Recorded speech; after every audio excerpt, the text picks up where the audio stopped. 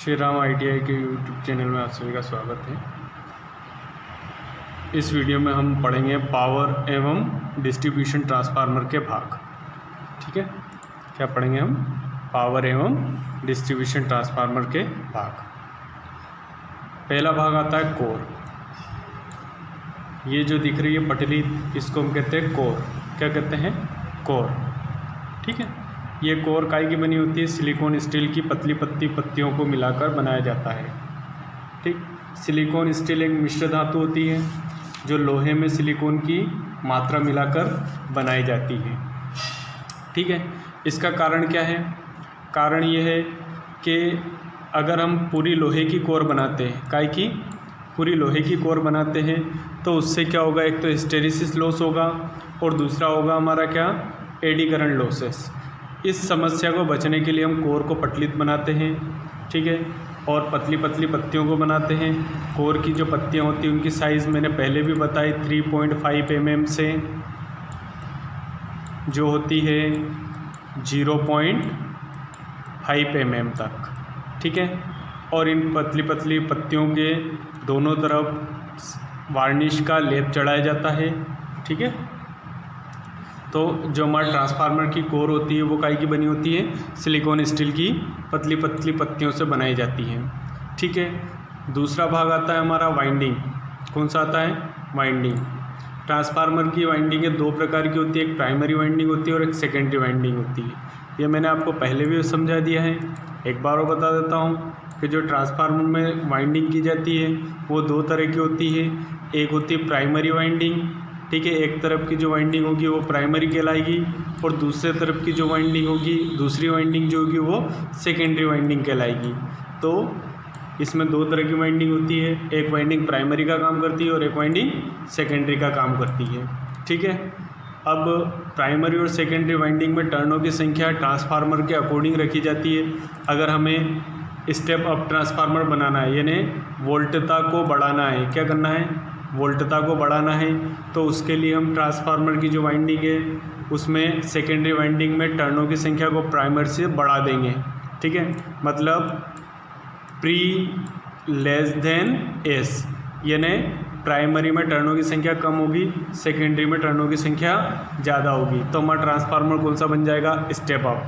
ठीक है, ऐसे सेकेंडरी वाइंडिंग अगर प्राइमरी में टर्नों की संख्या ज़्यादा है और सेकेंडरी में टर्नों की संख्या कम है, तो हमारा जो ट्रांसफार्मर होगा वो हो जाएगा क्या? Step down.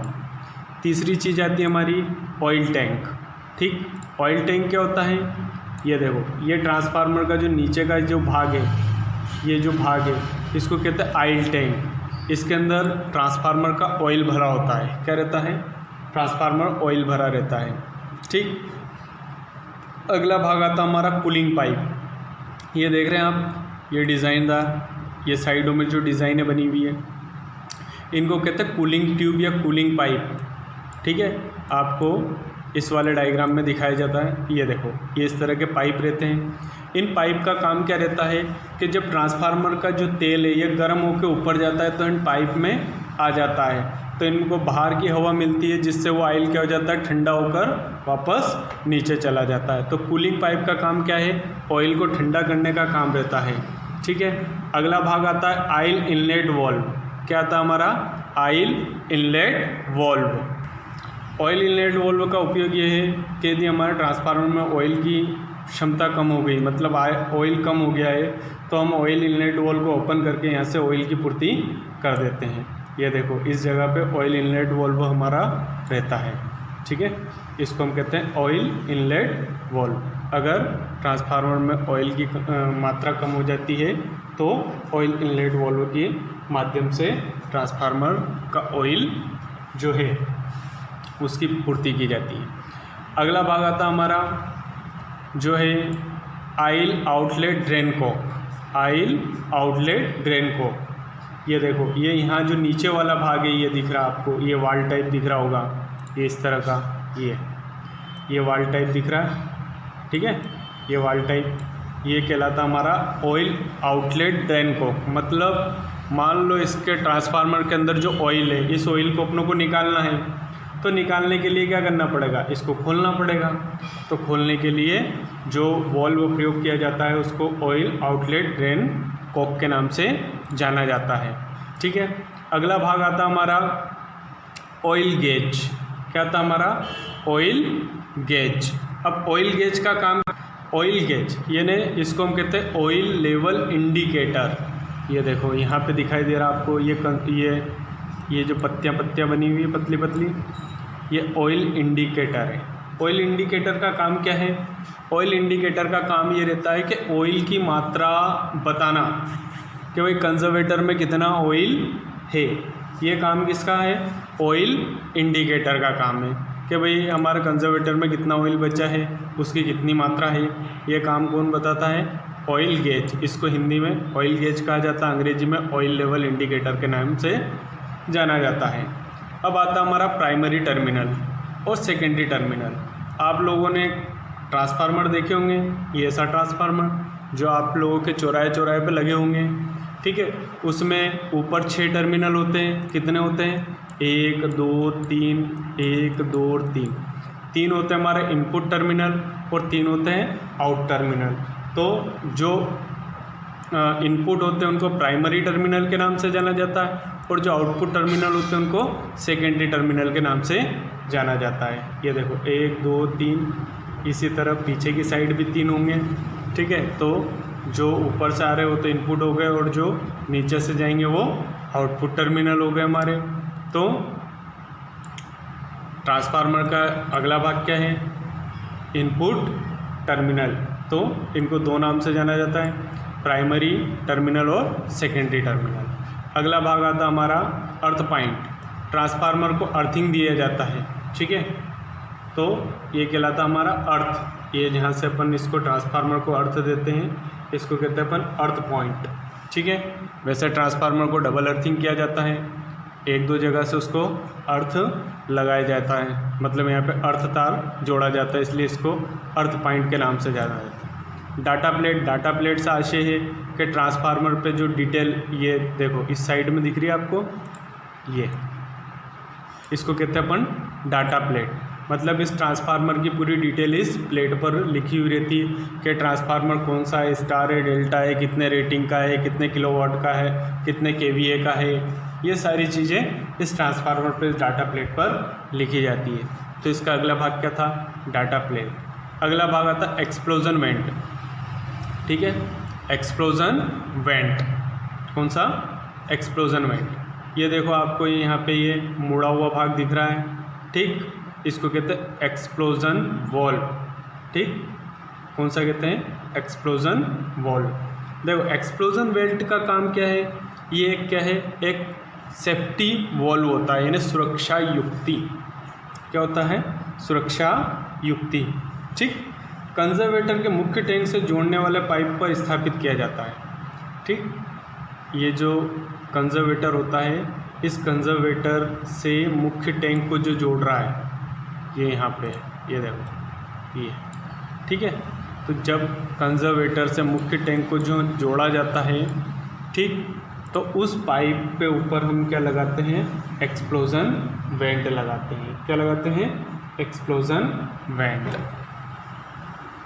ठीक है, ये देखो इसमें आपको स्पष्ट दिखाई दे रहा है एक्सप्लोजन वेंट। इसी प्रकार इसमें भी ये बना हुआ है अपना एक्सप्लोजन वेंट। अब एक्सप्लोजन वेंट का काम क्या है, यदि किसी दोष के कारण, क्या होता है, मान लो ट्रांसफार्मर में कोई दोष उत्पन्न हो गया तो ऑयल का दाब बहुत अधिक बढ़ जाता है। तो ऐसी स्थिति में मुख्य टैंक तथा कंजर्वेटर की सुरक्षा के लिए एक्सप्लोजन वेंट लगाया जाता है, यानी इस कंजर्वेटर और इस ट्रांसफार्मर के मुख्य टैंक की सुरक्षा के लिए क्या लगाया जाता है, एक्सप्लोजन वेंट लगाया जाता है।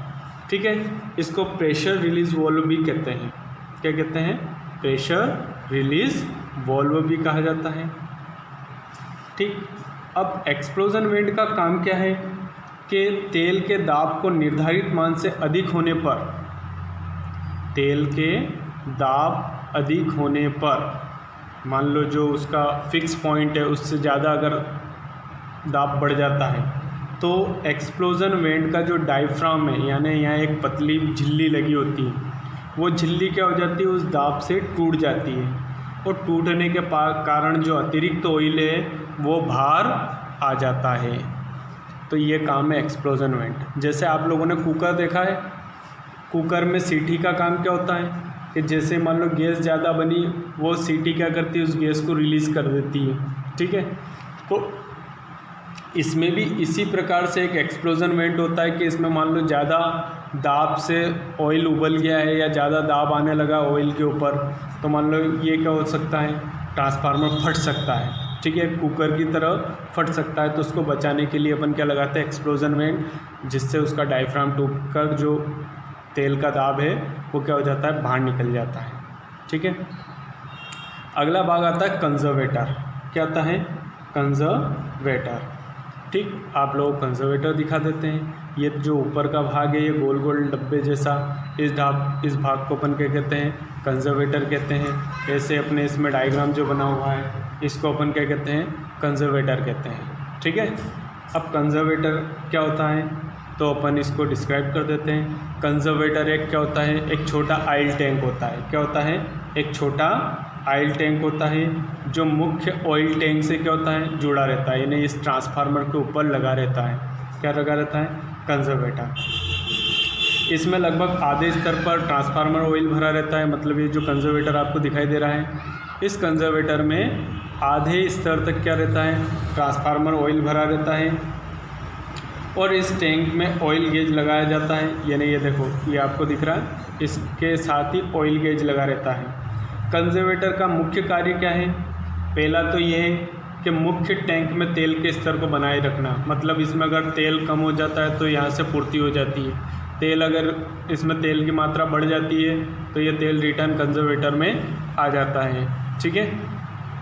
तो पहला काम तो क्या है इसका, कंजर्वेटर का, मुख्य टैंक में तेल की मात्रा को बढ़ाना, ये काम है कंजर्वेटर का। दूसरा काम क्या है कि तेल का तापमान बढ़ने से उसके आयतन में क्या होता है, प्रसार होता है। आपने देखा होगा कोई भी चीज़ है, अगर आप गर्म करोगे तो उसका आयतन क्या होगा, बढ़ेगा। ये देखा होगा, एक फॉर एग्जांपल आप देखते हैं, अपन दूध उबालते हैं तो जैसे गर्म होता है तो दूध क्या होता है, ऊपर उठने लगता है, मतलब उसके आयतन में क्या हो जाता है, प्रसार हो जाता है, ठीक है। उसका आयतन क्या होने लगता है, तो बढ़ जाता है। तो जैसे जैसे तेल का तापमान बढ़ता है तो उसके आयतन में क्या होता है, फैलाव आता है। अब फैलाव आने के कारण क्या होता है कि वो तेल ऊपर उठेगा।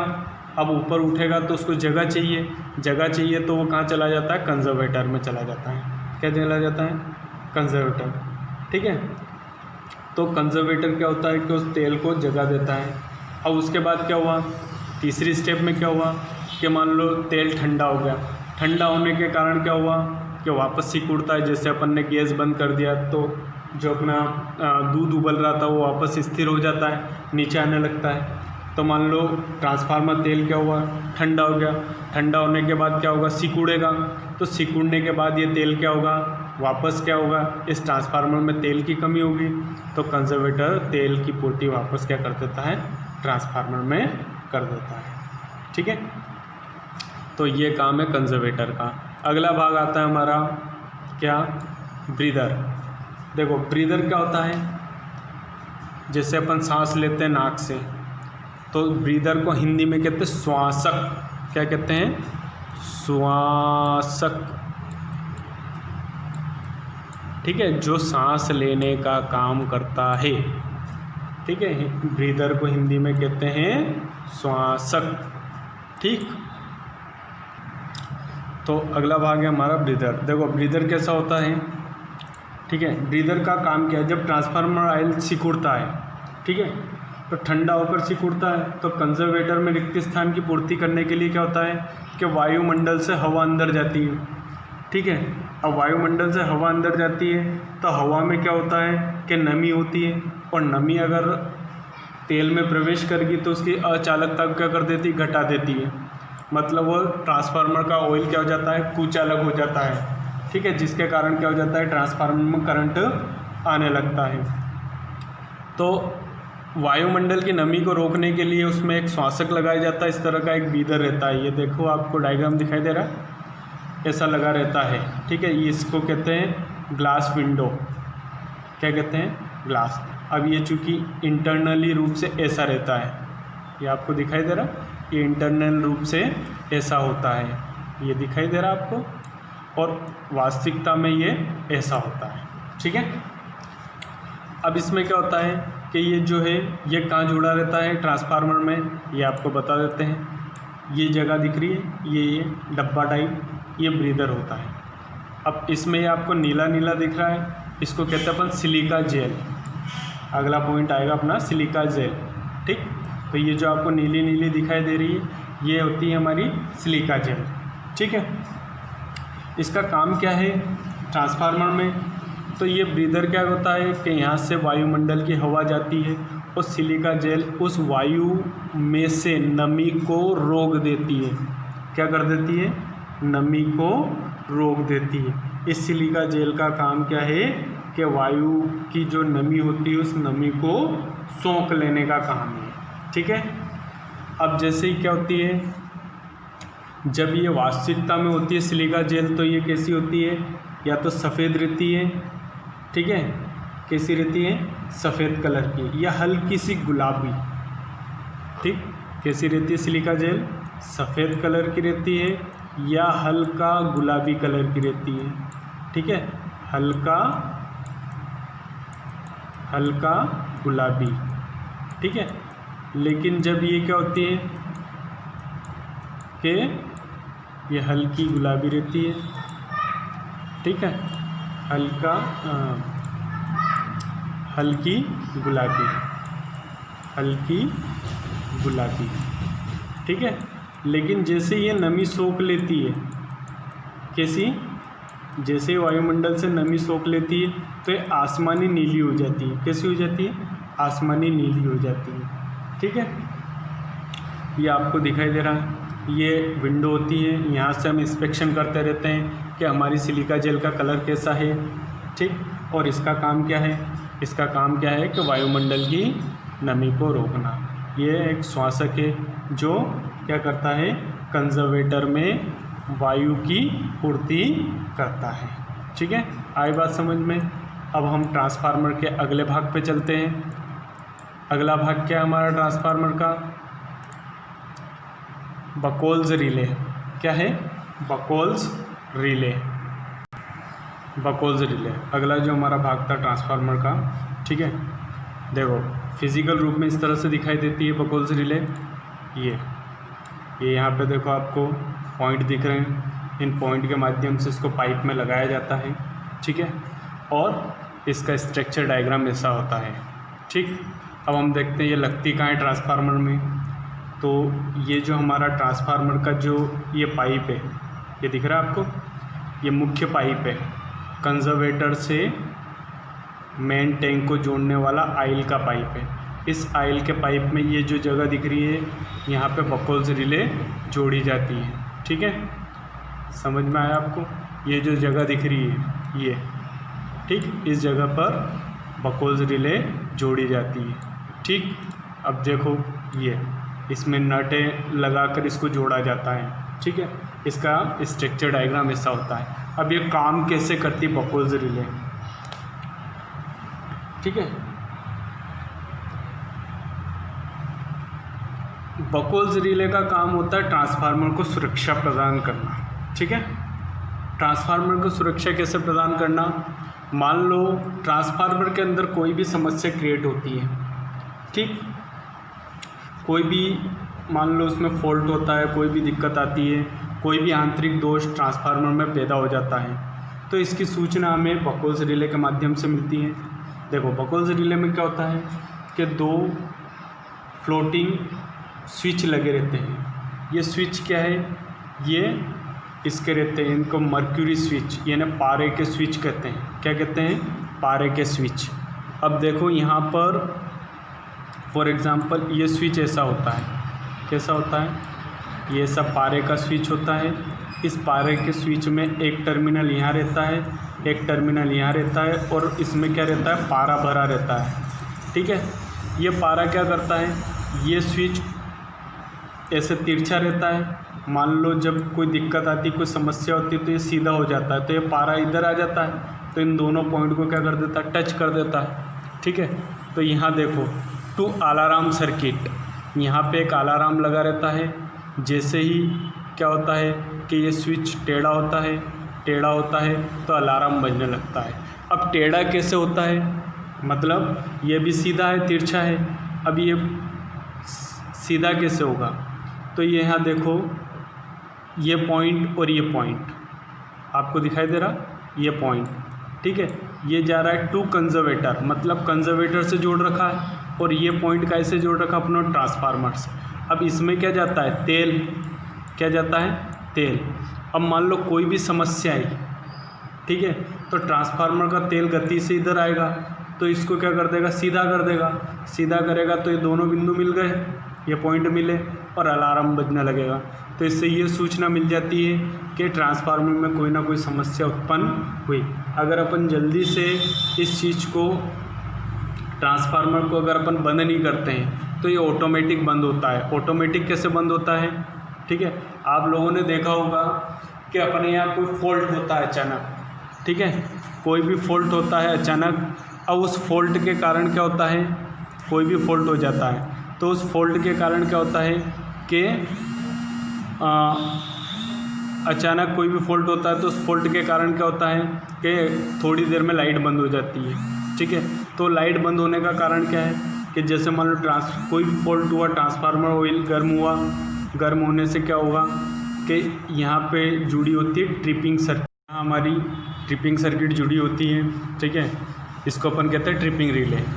ये रिले क्या करती है कि जैसे ये पॉइंट शॉर्ट होता है तो ट्रिपिंग रिले क्या हो जाती है, शॉर्ट सर्किट हो जाती है, जिसके कारण क्या हो जाता है, परिपथ बंद हो जाता है, ठीक है। ये हमारा बकोल्स रिले का कार्य है कि ट्रांसफार्मर को सुरक्षित रूप से बंद करना किसका काम है, बकोल्स रिले का, ठीक है। अगला आता हमारा तापमापी, ठीक है, टेम्परेचर इंडिकेटर। तापमापी कहाँ लगी रहती है, ठीक, तो ये हमारा टेम्परेचर गेज, ये दिखाई दे रहा आपको, ये होता हमारा टेम्परेचर गेज। ये तापमान भी लगी रहती है, ये ऑयल का तापमान का टेम्परेचर बताती है कि हमारे ऑयल का क्या टेम्परेचर है। ट्रांसफार्मर ऑयल का तापमान नापने के लिए जो मुख्य टैंक में इस तापमापी को लगाया जाता है, इसी को अपन क्या कहते हैं, टेम्परेचर गेज कहते हैं, ठीक है। ये क्या करता है, तापमान 100 डिग्री से अधिक नहीं बढ़ने देना चाहिए। टेम्परेचर गेज का काम क्या है, ये टेम्परेचर मेज़र करता रहना चाहिए, मेज़र करता है। ये हमें ये बताता है कि ट्रांसफार्मर का जो टेम्परेचर है वो 100 डिग्री से अधिक नहीं होना चाहिए। अगर इससे 100 डिग्री से अधिक बढ़ जाता है तो ट्रांसफार्मर को हमें क्या कर देना चाहिए, बंद कर देना चाहिए। क्या कर देना चाहिए, बंद कर देना चाहिए, ठीक है। अब अगला जो भाग है हमारा, वो लास्ट भाग है टैपिंग स्विच। क्या है, टैपिंग स्विच। ये देखो यहाँ दिखाई दे रहा है आपको, टैप चेंज आवर स्विच, ठीक है। इसका काम क्या है, ये ट्रांसफार्मर के आउटपुट वोल्टेज किसको, ये रहता है सेकेंडरी में। टैपिंग स्विच कहाँ रखता है, सेकेंडरी कोइल पे। कहाँ लगता है, सेकेंडरी पर, ठीक है। ये कहाँ लगता है, सेकेंडरी पर। तो ये काम क्या करता है कि ये काम करता है कि जो हमारा ट्रांसफार्मर का जो वोल्टेज है, आउटपुट वोल्टेज, आउटपुट कहाँ से मिलेगा, सेकेंडरी कोइल से मिलता है अपनों को। तो जो हमारा सेकेंडरी कोइल का जो आउटपुट वोल्टेज है, ठीक है, उस आउटपुट वोल्टेज को नियत मान पर रखने के लिए, अब मान लो अपना ट्रांसफार्मर है कि 230 वोल्ट हमें नियत फिक्स रखना है। क्या रखना है, 230 वोल्ट फिक्स रखना है। तो उस स्थिति में हमें काय का प्रयोग करना पड़ता है, टैपिंग स्विच का प्रयोग किया जाता है। ये एक तरह से एक हस्तचलित स्विच होता है। क्या होता है, हस्तचलित स्विच होता है, ठीक।